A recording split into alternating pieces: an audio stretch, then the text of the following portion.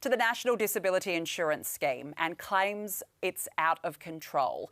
Some people on the NDIS are receiving as much as $2 million worth of services every year. And that's just for an individual.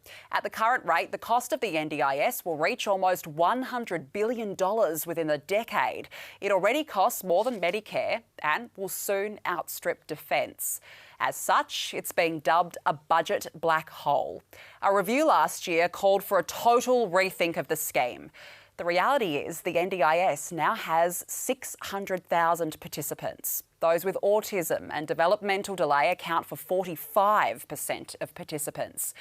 No doubt, though, the NDIS has been a positive step forward. Advocates say for every dollar invested in it, it delivers a $2.25 return to the economy. But we are paying a huge price tag for a scheme that is not even means tested. So our question for the jury is the NDIS costing us too much? Joining me now is psychiatrist Dr. Claire Rowe and River Knight, National Disability Sector Advocate and co-founder of Developing Australian Communities. Great to be with you both. Thank you for joining us on the show this evening. River, we're going to start with you. You know this firsthand, you have autism yourself and you are an advocate for the NDIS. Given the cost, can you justify it continuing at its current rate? Well, it's one of those really, really cool topics because when we hear people talking about it, the rest of Australia doesn't understand how disability works, how mental health services work. So when someone says, oh, some people are getting $2 million a year, like those few people that are getting that, I've worked with those cases and I know that the reason they're in that space is because our system has failed them so absolutely terribly over the years. And that's a tiny, tiny percent. And we choose to support someone at home out of an institutional setting by investing a lot of money into a very small number of people in that sort of situation because we don't want to lock them up. We don't want to euthanize people. We don't want to go into eugenics. We don't want to have an institutional model, or we don't want to put someone in a correctional facility in isolation 24 hours a day where they never leave that space. They're the sorts of people that are receiving those massive funding packages because as a community we want to value those roles. But the thing is we can't afford to not spend money on NDIS because NDIS isn't this new standalone budget.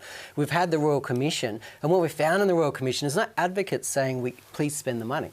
It's not me saying please. What we found is the research tells us that the fact that we don't do a really good job with the NDIS, which is a very different topic, we don't do a very good job with social and welfare services in Australia sometimes, it actually costs us $40 to $50 billion a year, just the effects of abuse, neglect, violence and exploitation. That costs us. So even if we didn't have NDIS funding and we didn't fund the NDIS, we are spending $40 to $50 billion a year on the effects of abuse. And older carers, people who are getting that over 65, who have got an adult with a disability in their home, that's costing us $40 to $50 billion a year in lost revenue and lost economic impact. And that's a lot of money. Yeah. And that's a lot of money. And I think this is a very key point that River makes. You cut costs in the NDIS, but what does that then mean for services? How can we cut back costs, Claire? It's very difficult. How do you cut back costs? But also you need to give the best services to people who need it the most. We do, and that's the key. So the debate here is the NDIS costing us too much? Of course it is. We know this. We know that it's increasing by 14% a year. Bill Shorten, the Minister for the NDIS, has said it's costing us too much. We need to reduce it. He's aiming for 8% by 2026. And this is not about the people on $1 million plans. These people need round-the-clock care. These people have got ventilators, hospital equipment in their home, and they are a very tiny proportion of people on the NDIS. And they are the people that the NDIS was set up for. It is a very noble, critical scheme in Australia. But the average person on NDIS is, as you said, 45% are people with autism, are on $50,000 a year with their scheme, are completely unregulated pretty much in the services that they're getting. We know there's 1,000% markup sometimes with providers of buying NDIS approved equipment and services. And what a lot of people actually just on the autism side of things don't realise, and our jury probably doesn't realise, is that there is no actual test for autism. It's a professional opinion.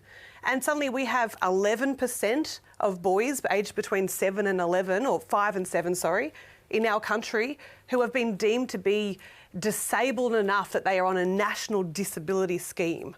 I mean, it's outrageous, the bleed of money. And if we don't fix it, and this is the point, if we don't rein it in, our most vulnerable Australians who desperately need this, we do not want the system to collapse for them. That's absolutely. Let's go to the jury and see how they're feeling about this. Danny, we'll start with you there in the middle. You've also had a personal experience. You know somebody who is on the NDIS. How has it helped them? But also, do you think that we do need to rein the cost in? Well, it's always that fine line between helping people and balancing, fixed budgets and resources. In my case, it was a recent diagnosis of a family member a couple of years ago, quite a young teenager, and the scheme has just enabled him to come out of his shell a little bit, manage his day-to-day where he was struggling at school, and provide his parents with support that they just wouldn't have been able to, deal with, and not even know where to start. And so I think from that perspective, it's been helpful. But again, the cost is an issue. What's the bureaucracy involved in running this scheme? Is that blowing out? So I think there's variables we need to look at. Yeah, and River, as Danny said, there's a lot of personal cases, which is also what you said before. Does there need to be a new test to be able to, not necessarily a means test, but a test in terms of disability, and who can actually decide that? Because that is the fine line. That's the difficult part. Yeah, well, and I think one of the things that happens a lot is, am I disabled enough to get supports? And in Australia, we have this crisis mentality that we don't support people until they're at absolute crisis. And then we all jump in and it costs us 10 times as much. So for me, it's not about, is NDIS costing us too much? It's how do we run NDIS so it's actually, really cost effective?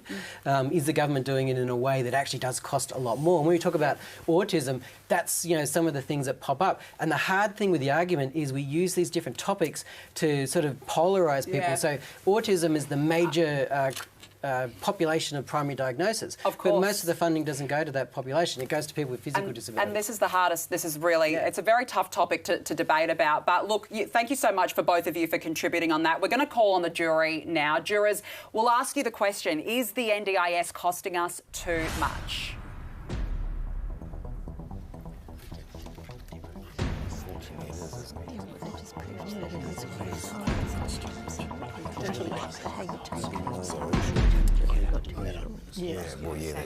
Okay, time is up. What is the jury's verdict?